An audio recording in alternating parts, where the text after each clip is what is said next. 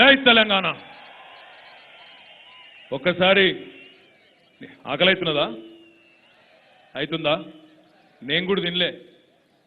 ఒక్కసారి అన్ని పిడికిలు లేవాలి. జై తెలంగాణ. ఇది వరంగల్. వరంగల్ అంటే మీరు గట్టిగా నినాదం ఇస్తే హైదరాబాద్ దాకా వినవాడాలి. జై తెలంగాణ, జై తెలంగాణ. కేసీఆర్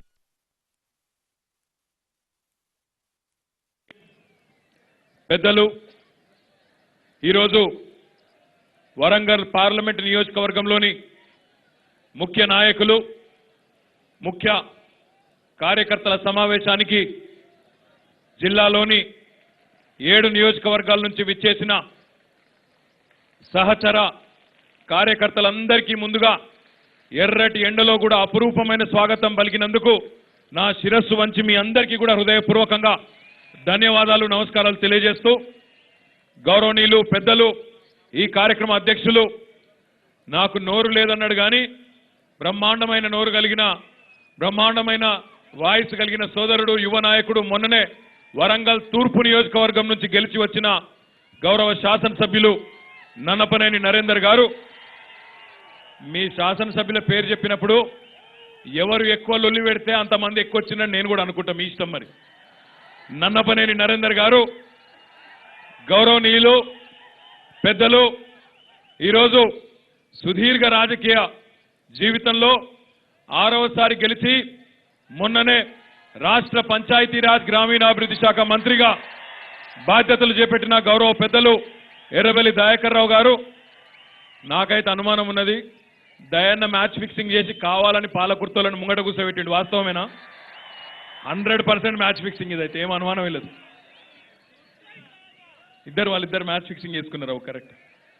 గౌరవనీయులు పెద్దలు, మాజీ ఉప ముఖ్యమంత్రి గారు, గౌరవ శాసన మండలి సభ్యులు అన్న కడియం శ్రీహరి గారు, గౌరవనీయులు పెద్దలు, తెలంగాణ రాష్ట్రంలో తొలి శాసన సభాపతి గౌరవ పెద్దలు కేసీఆర్ గారికి 2001 నుంచి 2000 సంవత్సరం నుంచి ఉద్యమ సహచరుడిగా, అత్యంత విశ్వసనీయుడిగా, కుడి భుజంగా పనిచేసి మరి తొలి శాసన సభాపతిగా ఆ పీఠాన్ని అధిష్ఠించిన గౌరవనీయులు పెద్దలు సిరికొండ మధుసూదనాచారి గారికి, గౌరవనీయులు మన వరంగల్ పార్లమెంట్ నియోజకవర్గం, అదే రకంగా వరంగల్ జిల్లా ఇన్ఛార్జిగా రాష్ట్ర ప్రధాన కార్యదర్శిగా ఉన్న పెద్దలు గ్యాదరి బాలమల్లు గారు, గౌరవనీయులు పెద్దలు రాజ్యసభ సభ్యులు బండా ప్రకాష్ గారు, గౌరవ వరంగల్ పార్లమెంట్ సభ్యులు సోదరులు పసునూరి దయాకర్ గారు,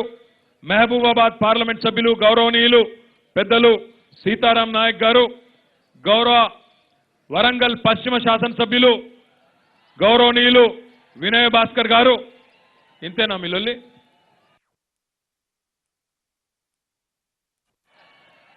గౌరవ పశ్చిమ శాసనసభ్యులు వినయ భాస్కర్ గారు మరి 700 ఓట్లతో, లక్షకు తక్కువ 700 ఓట్లతో, లక్షకు 700 తక్కువ ఓట్లతో గెలిచిన గౌరవ శాసనసభ్యులు, వర్ధన్నపేట శాసనసభ్యులు అన్న ఆరూరి రమేష్.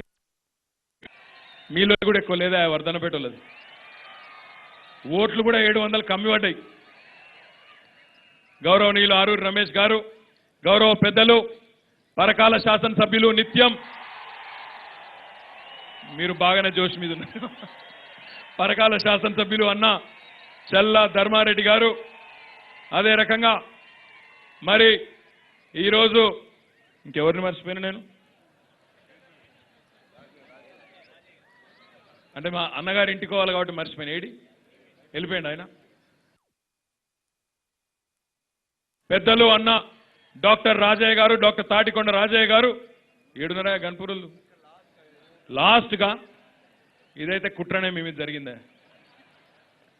డాక్టర్ తాటికొండ రాజయ్య గారు, గౌరవనీయులు మన పార్టీ బాధ్యులుగా ఉన్న గౌరవ ప్రధాన కార్యదర్శులు మన రవీందర్రావు గారు, తక్కలపల్లి రవీందర్రావు గారు, గౌరవనీయులు సత్యవతి రాథోడ్ గారు, అదే రకంగా శాసన మండలి సభ్యులు పెద్దలు గౌరవ విప్ గారు, మన్నించాలి మన వెంకటేశ్వర్లు గారు, నర్సంపేట శాసనసభ్యులు పెద్ది సుదర్శన్ రెడ్డి గారు, అచ్చా అవతల పార్లమెంట్ అంటావా?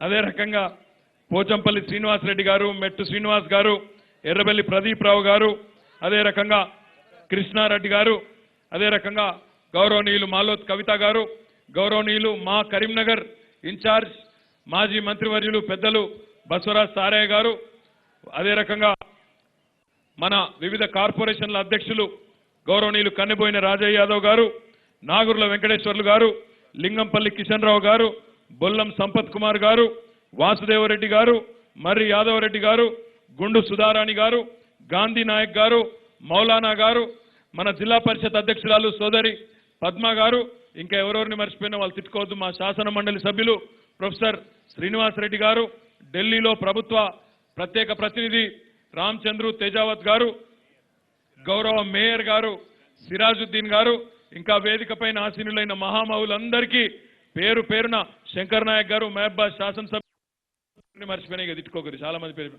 పెద్దలు, డోర్నకల్ శాసనసభ్యులు 6వసారి మొన్ననే డబల్ హ్యాట్రిక్ కొట్టిన డిఎస్ రెడ్డియా నాయక్ గారు, ఇంకా వేదిక పైన ఉన్న ఇంకా పెద్దలందరికీ పేరు పేరున మాజీ శాసనసభ్యులు డాక్టర్ సుధాకర్ రావు గారికి, పేరు పేరున పాత్రికేయ మిత్రులకు, ఎలక్ట్రానిక్ ప్రింట్ మీడియా మిత్రులకు, ఇప్పటిదాకా తమ పాటలతో మాటలతో మిమ్మల్ని అందరినీ కూడా ఉత్తేజితులు చేసిన సాయి చంద్ కళా బృందానికి, వారి కళాకారులందరికీ, వేదిక మీద ప్రదర్శన ఇచ్చిన కళాకారులందరికీ, రామ్ నర్సయ్య గారికి, ఇంకా ఇతరులందరికీ పేరు పూర్వకంగా నమస్కారాలు, ధన్యవాదాలు. మరి సమయం 2:15 కావస్తున్నది. అప్పుడే ఎండాకాలం వచ్చినట్టు ఎండలేమో బ్రహ్మాండంగా కొడుతున్నాయి. కానీ ఈరోజు ఒకనాడు ఆజంజాహి మిల్లుగా ఈ ప్రాంతం ఏదైతే పిలువబడేదో ఆనాడు అప్పటి హైదరాబాద్ రాష్ట్రంలో ఆ ప్రదేశంలో జరుగుతున్న ఈ ఓ సిటీలో జరుగుతున్న అద్భుతమైన ఈ సమావేశానికి ఓపికగా మీరు విచ్చేయడమే కాదు, చాలా ఓపికగా కూర్చొని రేపటి రోజున వరంగల్ పార్లమెంట్ నియోజకవర్గంలో గులాబీ జెండాను 5 లక్షల ఓట్లతో గెలిపిస్తామని ఓపికగా కూర్చున్న మీ అందరికీ మళ్ళొక్కసారి మా అక్క చెల్లెలకు, అన్నదమ్ములందరికీ పేరు పేరున ధన్యవాదాలు తెలియజేస్తా ఉన్నా. దేశం మొత్తం ఈరోజు, భారతదేశం మొత్తం 28 రాష్ట్రాలు తెలంగాణ వైపు చూస్తా ఉన్నాయి. ఇది వాస్తవం. నేనేదో ఆషామాషిగా కూడా చెప్తున్న మాట కాదు, ఆధార సహితంగా చెప్తున్న మాట. భారతదేశంలోని మొత్తం రాజకీయ వ్యవస్థ తిరిగి తిరిగి చూస్తా ఉన్నది. ఈ మాట వాళ్ళలో వీళ్ళు చెప్పలేదు నాకు. గతంలో క్యాబినెట్లో మంత్రిగా పనిచేసిన సందర్భంగా పలు దఫాలు ఢిల్లీకి పోయినప్పుడు అక్కడ కేంద్ర ప్రభుత్వంలోని పెద్దలను తరచుగా మేము కలుస్తూ ఉండేవాళ్ళం. ఆ కలిసిన సందర్భంలో ఒకసారి గౌరవ ఆర్థిక మంత్రి, కేంద్ర మంత్రి అరుణ్ జైట్లీ గారు ఒక మాట నాతో స్వయంగా, నాతో అదే రకంగా మన సహచర పార్లమెంట్ సభ్యులతో జరిగింది. ఆయన ఏమన్నారంటే, సాధారణంగా ఆందోళనలు చాలా చూస్తూ ఉంటాం, ఆందోళనకారులను చాలా మందిని చూస్తుంటాం, ఆ ఆందోళనలకు నాయకత్వం వహించిన వాళ్ళని కూడా చాలా మందిని చూసినాం. కానీ ఒక యాజిటేటర్ అంటే ఒక ఆందోళనకారుడు, ఒక అద్భుతమైన అడ్మినిస్ట్రేటర్గా, పరిపాలనా దక్షుడిగా ఈరోజు రూపాంతరం చెందుతున్న సందర్భాన్ని మీ తెలంగాణలో కేసీఆర్ గారిని మాత్రమే చూస్తున్నామనే మాట ఈరోజు మన రాజకీయ ప్రత్యర్థులు, కేంద్రంలో మంత్రులుగా ఉండే పెద్దలు కూడా చెప్తా ఉన్నారంటే మన నాయకుడి పరిపాలన దక్షతను ఏ రకంగా దేశం మొత్తం కూడా గుర్తిస్తా ఉన్నదో ఆలోచించాలని చెప్పి నేను కోరుతా ఉన్నా. ఇంకొక ప్రబలమైన ఉదాహరణ, 71 ఏళ్ళైంది స్వాతంత్రం వచ్చి, బోలెడు మంది ప్రధానమంత్రులు, బోలెడు మంది ముఖ్యమంత్రులు, మహామహులు ఈ దేశంలో ఎంతో మంది వారికి అవకాశం వచ్చింది, వారందరూ కూడా పరిపాలించడం జరిగింది. కానీ ఏనాడైనా రైతుల గురించి మాటలు చెప్పే నాయకులు తప్ప, రైతుల గురించి వారి కష్టాలను ఆకలింపు చేసుకొని, అవగాహన చేసుకొని, సంపూర్ణమైన అవగాహనతో రైతు బంధు లాంటి కార్యక్రమాన్ని తీసుకున్న నాయకుడు భారతదేశంలో 71 ఏళ్లలో ఒక్క కేసీఆర్ తప్ప ఎవరైనా ఉన్నారా? ఒక్కసారి మీరు ఆలోచించాలని చెప్పి నేను కోరుతా ఉన్నా. ఈరోజు తెల్లారి లేస్తే ఆంధ్ర ముఖ్యమంత్రి చంద్రబాబు నాయుడు గారు, ఆయన కూడా విధి లేని పరిస్థితుల్లో ఆయన కూడా రైతు బంధును కాపీ కొట్టి అన్నదాత సుఖీభవ అనే కార్యక్రమం పేరిట ఈరోజు ఆంధ్రప్రదేశ్లో కూడా రైతులకు డైరెక్ట్గా వాళ్ళ అకౌంట్లో డబ్బులేసే పరిస్థితి వచ్చిందంటే ఇది మన నాయకుడి పరిపాలన దక్షతను మన ప్రత్యర్థులు కూడా ఆమోదిస్తున్నట్ట కాదా ఒక్కసారి మీరు ఆలోచించాలని చెప్పి నేను కోరుతా ఉన్నా. భారతదేశ ప్రధానమంత్రి నరేంద్ర మోడీ గారు ఆయన కూడా ఈరోజు ఎన్నికలకు సరే రైతులను గుర్తు తెచ్చుకొని ఆఖరి నిమిషంలో ఆయన కూడా ఆలోచించి తెలంగాణ ముఖ్యమంత్రి కేసీఆర్ గారు ప్రవేశపెట్టిన రైతు ఎక్కడా లేదు అని ఖరారు చేసుకొని పీఎం కిసాన్ అనే కార్యక్రమం తెలంగాణ ముఖ్యమంత్రి మనసులో మన తెలంగాణ రైతు మన కేసీఆర్ గారి మనసులో పుట్టిన ఆలోచన భారతదేశంలోని కోట్లాది మంది రైతులకు ఈరోజు లాభం చేకూరుస్తున్నదంటే ఇది మీ అందరి దీవెననా కాదా ఒక్కసారి మీరు ఆలోచించాలని చెప్పి నేను కోరుతా ఉన్నా. ఇది మాత్రమే కాదు, ఎన్నో కార్యక్రమాలు ఈరోజు మనం తీసుకున్నవి దేశానికి దిక్సూచిగా మారినాయి.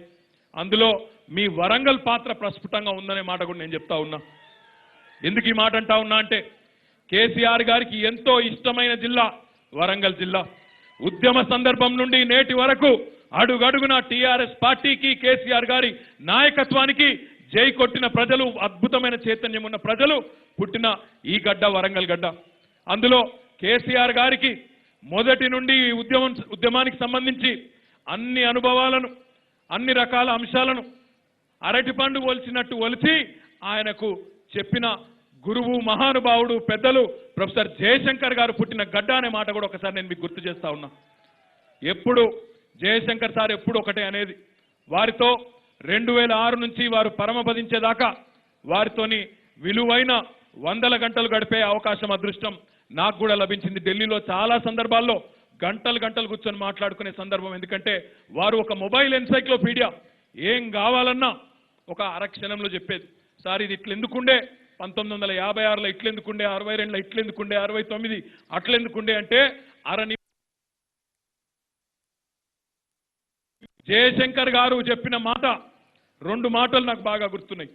ఒకటి, జయశంకర్ గారు పదే చెప్పేది ప్రజలకు, తెలంగాణ రాష్ట్రానికి, తెలంగాణ మొత్తానికి, రాష్ట్రంలోని ప్రజానికం మొత్తానికి ఏనాటికైనా స్వీయ రాజకీయ అస్తిత్వమే శ్రీరామ రక్ష. కాంగ్రెస్ అయినా, బీజేపీ అయినా, ఇంకే పార్టీ అయినా ఇవి ఏనాటికైనా పరాయి పార్టీలు మాత్రమే.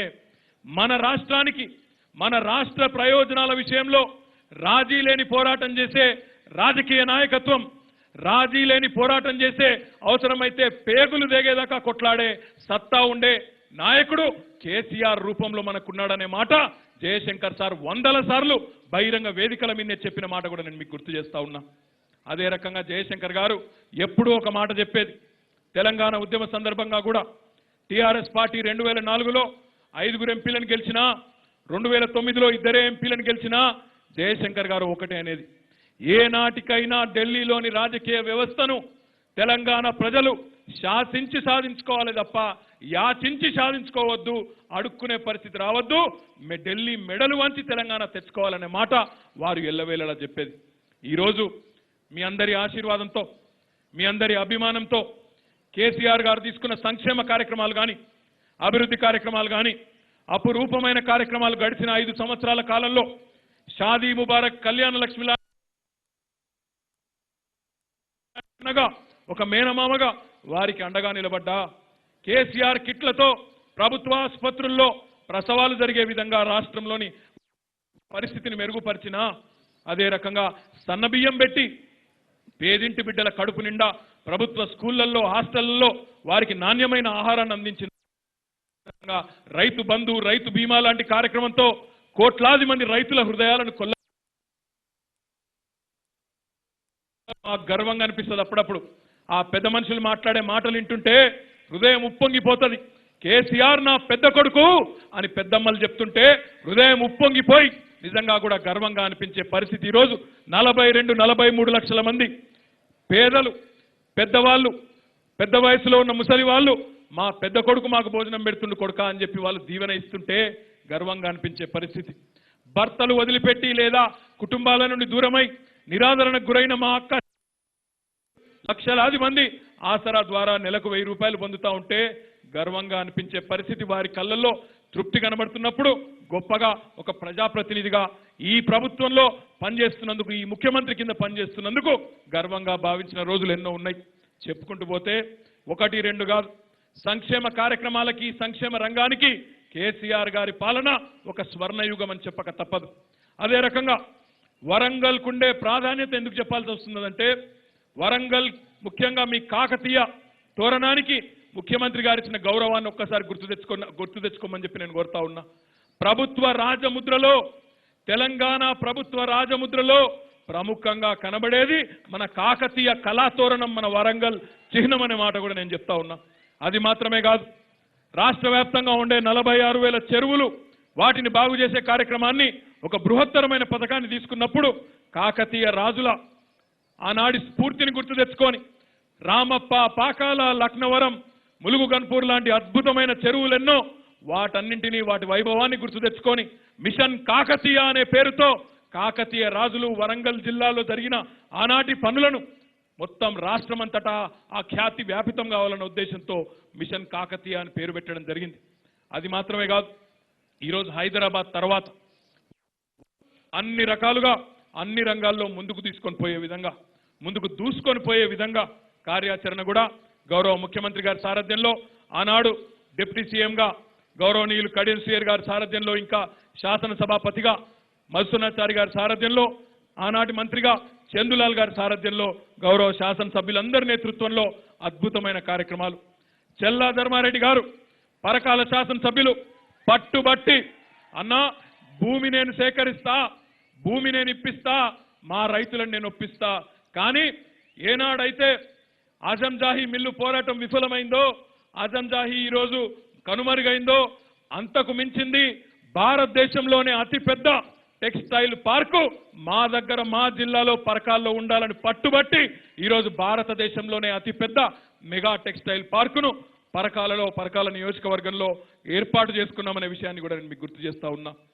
అదే రకంగా హైదరాబాద్ తర్వాత అంతటి ప్రాముఖ్యతను వరంగల్ పట్టణానికి కూడా ఇచ్చి, లెక్కలేనని నిధులిచ్చి, ఔటర్ రింగ్ రోడ్ లాంటి ప్రాజెక్టులు మాత్రమే కాదు, అపురూపంగా వరంగల్ పట్టణానికి ప్రతి సంవత్సరం 300 కోట్ల చొప్పున కేటాయించి అద్భుతమైన కార్యక్రమాలు కూడా తీసుకున్న ఘనత గౌరవ ముఖ్యమంత్రి కేసీఆర్ గారికి దక్కుతుందనే మాట కూడా ఈ సందర్భంగా నేను గుర్తు చేస్తా ఉన్నా. గౌరవ శాసనసభ్యులు వినయ భాస్కర్ గారు ఇప్పుడే అన్నారు, అన్నా అదేదో 28 కోట్లు కట్టాలి, రైల్వే వ్యాగన్ ఫ్యాక్టరీ లేకపోతే విజయవాడ తీసుకుపోయే కుట్ర జరుగుతూ ఉన్నది అన్నారు. వెంటనే ఆ 28 కోట్లు కూడా తప్పకుండా ప్రభుత్వంతో మాట్లాడి విడుదల చేయించి, ఎట్టి పరిస్థితుల్లో ఆ రైల్వే వ్యాగన్ పరిశ్రమ మన దగ్గరనే, మన కాజీపేటలోనే, మన వరంగల్లోనే వచ్చే విధంగా తప్పకుండా ఈ ప్రభుత్వం శ్రద్ధ చూసే విధంగా నేను కూడా వ్యక్తిగతంగా నా ప్రయత్నాన్ని నేను చేస్తానని చెప్పి కూడా ఈ సందర్భంగా గౌరవ పెద్దలకు నేను తెలియజేస్తా ఉన్నా. గౌరవనీయులు దయాకర్ రావు గారు మాట్లాడుతూ అల్టిమేట్ గా అద్భుతమైన పట్టణం ఉన్నది వరంగల్, కానీ మొత్తానికి ఇక్కడ కూర్చున్న వాళ్ళలో అందరం కూడా రైతు బిడ్డలమే. మాకు గోదావరి నీళ్ళు వచ్చినాడు, మా చెరువులు నిండినాడు, మత్తళ్ళు దుంకిన నాడు ఆనాడే మేమందరం సంతోషంగా ఉంటామనే మాట వారేదైతే చెప్పినారో దాన్ని అక్షర సత్యం ఒక సజీవ జల దృశ్యాన్ని కేవలం సంవత్సర కాలం లోపలనే మేము ఆవిష్కరించబోతా ఉన్నాం గౌరవ ముఖ్యమంత్రి గారి సారథ్యంలో అనే మాటను కూడా నేను మీకు విజ్ఞప్తి చేస్తా ఉన్నా. ఈ మాట ఎందుకంటా ఉన్నా అంటే, ఎల్ఎండి కింద ఉండే కాకతీయ కాలువ ఏదైతే ఉన్నదో 1400 కోట్ల రూపాయలతో అటు కాళేశ్వరానికి లింక్ అయిపోయి ఉన్న ప్రాజెక్టు కాబట్టి 1400 కోట్ల రూపాయలతో పనులు శరవేగంగా జరుగుతూ ఉన్నాయి. అద్భుతమైన ఒక అపురూపమైన సజీవ జలదృశ్యం మొత్తం వరంగల్ జిల్లాకు గోదావరి నీళ్లను అందించే అద్భుతమైన కార్యక్రమం జరగబోతా ఉన్నదనే మాట రాబోయే 10-12 నెలల్లోనే నేను మీకు విజ్ఞప్తి చేస్తా ఉన్నా. అది మాత్రమే కాదు, లింగంపల్లి రిజర్వాయర్ స్టేషన్ గన్పూర్ నియోజకవర్గంలో గౌరవనీయులు కడియం శ్రీహరి గారు, అదే రకంగా డాక్టర్ లింగంపల్లి రిజర్వాయర్ కు శాంక్షన్ వచ్చింది. 10 టీఎంసీల ఈ ప్రాజెక్టును పూర్తి చేయడం వల్ల దేవాదుల నుంచి మొత్తం 100 టీఎంసీల నీళ్లను ఒక్క వరంగల్ జిల్లా వినియోగించుకునే ఒక అద్భుతమైన అవకాశం, అంటే దాదాపుగా 10 లక్షల ఎకరాలకు మన జిల్లాలో ఆయకట్టుకు నీళ్లు ఇచ్చుకునే అవకాశం రాబోతున్నదనే మాట కూడా నేను విజ్ఞప్తి చేస్తా ఉన్నా. అప్పుడు దయాకర్ రావు గారు చెప్పినట్టు మొత్తం చెరువులు నిండి మత్తళ్ళు దుంకి 2 కాదు అవసరమైతే 3వ పంటకు కూడా నీళ్లు ఇచ్చుకునే పరిస్థితి వరంగల్ రైతన్నలకు రావాలనే కలతో గౌరవ ముఖ్యమంత్రి గారు అనునిత్యం కష్టపడతా ఉన్నారు. 24 గంటల కరెంటు ఎవరు ఊహించలేదు, ఎవరు కలగనలేదు. ఒకనాడు కరెంటు షాకులు కొట్టి చచ్చిపోయిన వాళ్ళు, మోటార్లు కాలిపోయిన రోజులు, ట్రాన్స్ఫార్మర్లు పేలిపోయిన రోజులు కాంగ్రెస్ ప్రభుత్వంలో, తెలుగుదేశం ప్రభుత్వంలో. ఆనాటి రోజుల నుంచి ఈ రోజు చూసినట్టయితే ఎక్కడ క్షణం పాటు కరెంటు పోకుండా, అర్ధరాత్రి భార్యా పిల్లల్ని విడిచిపెట్టి పొలం కాడికి పోయే పని లేకుండా, బావి కాడ పోయే అక్కడనే పండుకునే అక్కర లేకుండా, పాములు గుడ్డి చచ్చిపోయే అక్కర లేకుండా, ఎప్పుడు వ్యవసాయం చేసుకుంటా అంటే అప్పుడే చేసుకునే విధంగా అద్భుతంగా ఈరోజు 24 గంటల కరెంట్ వచ్చింది. రైతు బీమా ద్వారా రైతు సహజ మరణం పాలైనా ఈ దేశంలో ఏ ప్రభుత్వం ఆలోచించలే. ఒక రైతు చచ్చిపోతే ఆ రైతు కుటుంబం తెల్లారి అప్పుల పాలయ్యి అప్పులతోని అట్లాంటి పరిస్థితుల్లో ఆ రైతు కుటుంబానికి ధీమానిచ్చి ఆ కుటుంబానికి పెద్ద దిక్కుగా నేనున్నా అని చెప్పిన ఏకైక ముఖ్యమంత్రి భారతదేశంలో స్వాతంత్రం తర్వాత మన నాయకుడు కేసీఆర్ గారు మాత్రమే అనే మాట నేను మీకు గుర్తు చేస్తా ఉన్నా. 5 లక్షల ప్రమాద బీమా, 5 లక్షల రైతు బీమా, ప్రమాద బీమా కాదు. 4-5 రోజుల లోపలనే, దినవారం జరిగే లోపలనే ఆ చెక్కు వస్తున్నది, ఆ కుటుంబానికి అందుతున్నదంటే ఇప్పటికే 7,500 మంది కుటుంబాలకు చెక్కులు వచ్చినాయంటే ఈ ముఖ్యమంత్రి గారి మనసు రైతుల పట్ల ఎట్లున్నదో మీరు ఆలోచించాలని చెప్పి కూడా నేను కోరుతా ఉన్నా. రైతు బంధు మొత్తం దేశానికి ఆదర్శమైంది, దేశానికి దిక్సూచి అయింది. ప్రధానమంత్రి నరేంద్ర మోడీ, పక్క రాష్ట్ర ముఖ్యమంత్రి చంద్రబాబు నాయుడు, ఒరిస్సా ముఖ్యమంత్రి నవీన్ పట్నాయక్, మమతా బెనర్జీ పశ్చిమ బెంగాల్ ముఖ్యమంత్రి యథాతథంగా అమలు చేస్తా ఉన్నారు. మిషన్ భగీరథ కార్యక్రమాన్ని 11 రాష్ట్రాలు అధ్యయనం చేస్తా ఉన్నాయి, 11 రాష్ట్రాలు అమలు చేసే ప్రయత్నం చేస్తా ఉన్నాయి. ఒకప్పుడు అనేది what Bengal thinks today India will think tomorrow. అంటే బెంగాల్లో చాలా మంది మేధావులు ఉన్నారు, బెంగాల్ చాలా ప్రగతిశీల రాష్ట్రం కాబట్టి బెంగాల్లో ఈరోజు అమలైన పని దేశంలో రేపు అమలవుతుందని చెప్పి ఒక నానుడి ఉండేది. ఈరోజు మొత్తం మారింది. ఈరోజు అందరు దేశం మన వైపు చూస్తూ ఉన్నది, తెలంగాణ దిక్కు అబ్బురపడి చూస్తూ ఉన్నది. కొత్త ముఖ్యమంత్రి అయినా వాట్ తెలంగాణ డస్ టుడే దేశంలో మొత్తం రేపు అమలయ్యే విధంగా, తెలంగాణలో ఈరోజు అమలవుతున్న పనులు దేశం మొత్తం అమలయ్యే విధంగా ఈరోజు అద్భుతమైన పరిపాలన, సంక్షేమాన్ని, అభివృద్ధిని జోడెద్దుల మాదిరిగా మేళవించి ముందుకు తీసుకొని పోతున్న పరిస్థితి. మీ అందరి ఆశీర్వాదంతో అఖండమైన మెజారిటీలతో వరంగల్ పార్లమెంట్ పరిధిలో 6 సీట్లు గెలుచుకున్నాం. భూపాలపల్లి కొద్దిపాటి తేడాతో ఓడిపోయినాం. మీ అందరితో నేను విజ్ఞప్తి చేసేది ఒకటే, పార్లమెంట్ సభ్యులు ఎందుకు ఉండాలి మనకు? అసెంబ్లీలో గెలిపించినాం కదా, కేసీఆర్ గారు ముఖ్యమంత్రి అయినరు కదా, పార్లమెంట్లో మన వాళ్ళు ఉంటేంది లేకపోతే ఏందని కొంతమంది అంటున్నారు. ఈ ఎలక్షన్ కేసీఆర్కి సంబంధమే లేదు. ఒక్క మాట నేను విజ్ఞప్తి చేస్తా ఉన్నా, కాంగ్రెస్ వాళ్ళు ఏం మాట్లాడినా, బీజేపీ వాళ్ళు ఏం మాట్లాడినా ఈ దేశానికి ఆ కర్మ పట్టలేదని నేను అంటున్నా. అయితే మోడీ లేకపోతే రాహుల్ గాంధీ ఇద్దరిని మాత్రమే ఎంచుకునే అక్కరేం లేదు మన దేశానికి. చాలా మంది మేధావులైన నాయకులు ఉన్నారు, చాలా మంది అద్భుతమైన నాయకులు ఉన్నారు, అద్భుతమైన ప్రాంతీయ పార్టీలు ఉన్నాయి. ఇంకొక అడుగు ముందుకేసి ఆలోచిస్తే దేశంలో ఎక్కడెక్కడనైతే, ఏ రాష్ట్రాల్లోనైతే ప్రాంతీయ పార్టీలు బలంగా ఉన్నాయో అక్కడ ఈ జాతీయ పార్టీలకు ఆదరణ లేనే లేదు, అడ్రస్ లేకుండా పోయినాయి. ఆంధ్రాలో కాంగ్రెస్ లేదు, బీజేపీ లేదు, తెలంగాణలో కాంగ్రెస్ లేదు, బీజేపీ లేదు, తమిళనాడులో కాంగ్రెస్ లేదు, బీజేపీ లేదు. చెప్పుకుంటూ పోతే దగ్గర 12-15 రాష్ట్రాల్లో కాంగ్రెస్ లేదు, బీజేపీ లేదు, ఇద్దరు అడ్రస్ కూడా లేదు. ఎందుకు మనం గెలవాలి? ఎందుకు 16 సీట్లు మనం గెలవాలంటే 2-3 కారణాలు ఉన్నాయి. మీకు నేను గుర్తు చేస్తాను. ఈరోజు కాళేశ్వరం ప్రాజెక్టు 80,000 కోట్ల రూపాయలతో కట్టుకుంటా ఉన్నాం. దానిలో దాదాపు సగం అంచనా వ్యయంతో ఒక 40-45 వేల కోట్ల రూపాయలతో పాలమూరు ఎత్తిపోతల పథకాన్ని మనం రాష్ట్ర ప్రభుత్వమే కడతా ఉన్నది. పక్క రాష్ట్రం ఆంధ్రప్రదేశ్ మనకు పక్కనే ఉన్నది, మనని అంటుకొనే ఉన్నది. ఆంధ్రప్రదేశ్ రాష్ట్రానికి కేంద్ర ప్రభుత్వం ఆనాడు చంద్రబాబు నాయుడు అప్పుడు వాళ్ళ దోస్తు కాబట్టి, ఎన్డీఏలో ఆనాడు భాగస్వామిగా ఉన్నాడు కాబట్టి అక్కడ వాళ్ళు కడుతున్న పోలవరం ప్రాజెక్టుకు గోదావరి మీద జాతీయ హోదా ఇచ్చిండ్రు.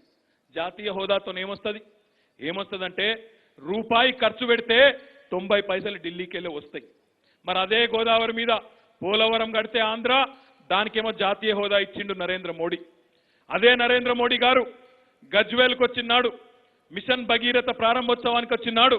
మన ముఖ్యమంత్రి గారు బహిరంగ సభలోనే అడిగినారు, లక్షల మంది తెలంగాణ ప్రజల ముందు అడిగినారు, అయ్యా నరేంద్ర మోడీ గారు పక్క రాష్ట్రానికి ఏమి ఇచ్చినా మాకు సంతోషమే, పర్వాలేదు. కానీ మా రాష్ట్రంలో కూడా పాలమూరు ఎత్తిపోతల పథకం ఉన్నది, కాళేశ్వరం ఉన్నది, వేల కోట్ల రూపాయలు మాకు కూడా కావాలి, మేము కూడా ఈ దేశంలో భాగమే, మరి మాకు కూడా సహకరించు. ఈ రెండు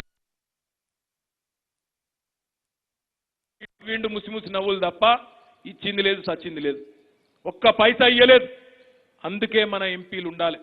అందుకే 16 మంది రేపు ఢిల్లీలో ఉంటే ఏం జరుగుతుంది అంటే, ఢిల్లీలో రేపు వాతావరణం చూస్తుంటే 2014 నాడున్న వాతావరణం ఇప్పుడు లేదు.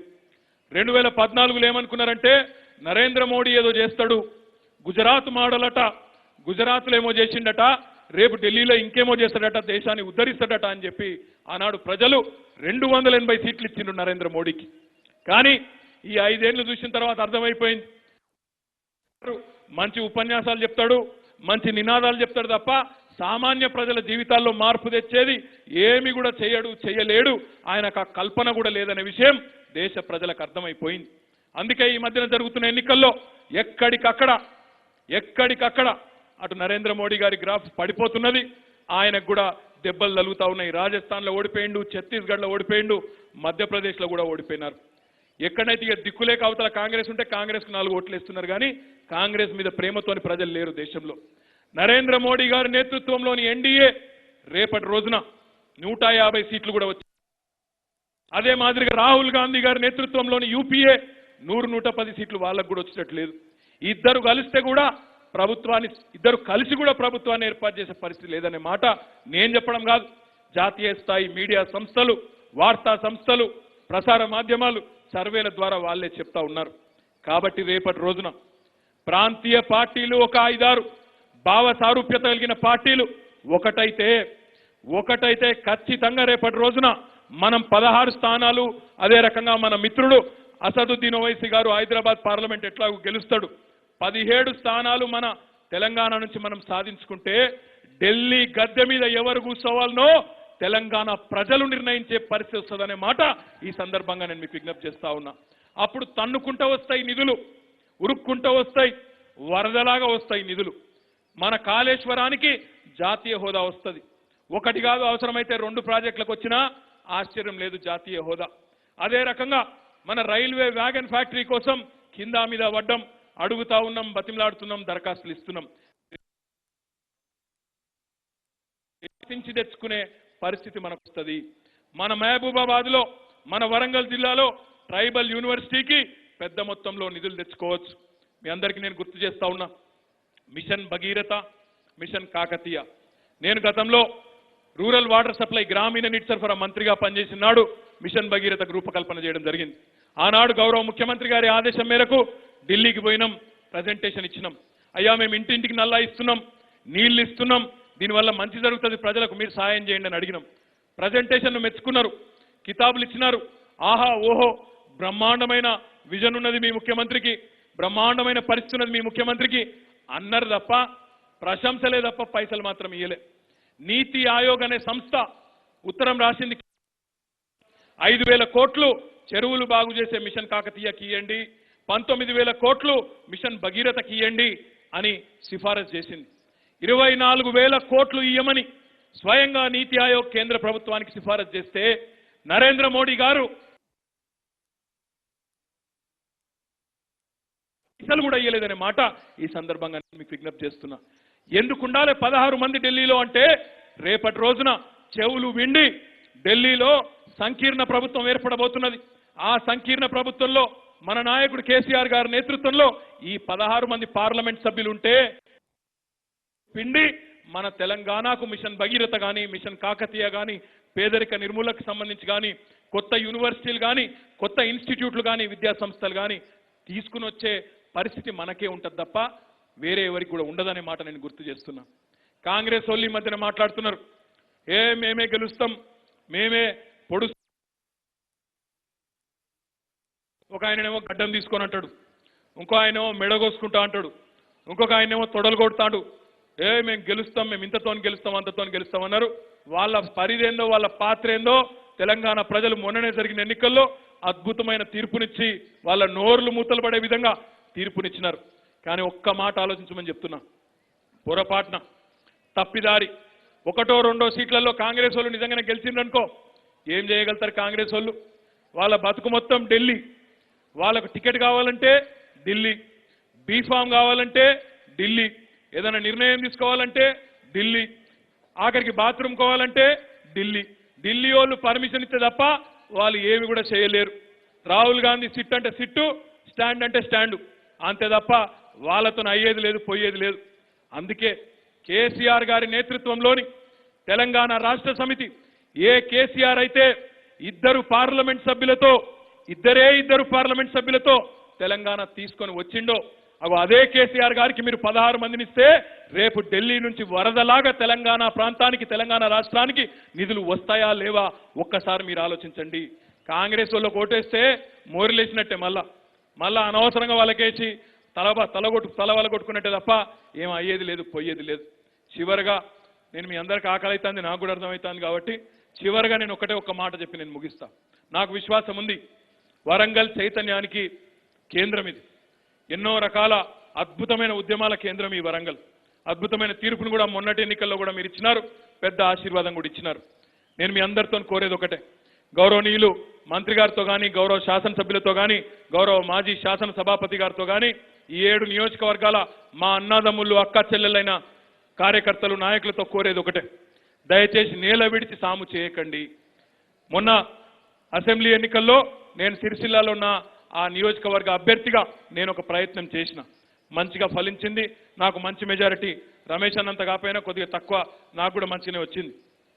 ఎందుకంటున్నా ఈ మాట అంటే, ఎక్కడి నాయకులు అక్కడనే నేల విడిచి సాము చేయకుండా ఏ ఊరోళ్ళు ఆ ఊర్లోనే ఉండుంది, ఏ బూత్ నాయకులు, ఏ విలేజ్ నాయకులు ఆ విలేజ్లోనే ఉండుంది.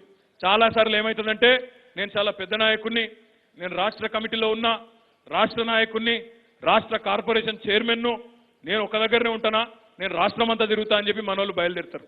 రాష్ట్ర నాయకుడైనా, జిల్లా నాయకుడైనా, మండల నాయకుడైనా ఎక్కడోళ్ళు అక్కడ తిష్టేసి ముందు మన ఇంటి సంగతి ఏంది, మన బూత్ సంగతి ఏంది, మన ఊరు సంగతి ఏంది, ఇక్కడ ఏమైనా మెజారిటీ వస్తేనే మనకు తెల్లముఖం ఉంటుంది తప్ప, లేకపోతే మన పతార మొత్తం పోతుంది హైదరాబాద్లో అనే మాట గుర్తుపెట్టుకోవాలనే మాట నేను మీకు విజ్ఞప్తి చేస్తా ఉన్నా.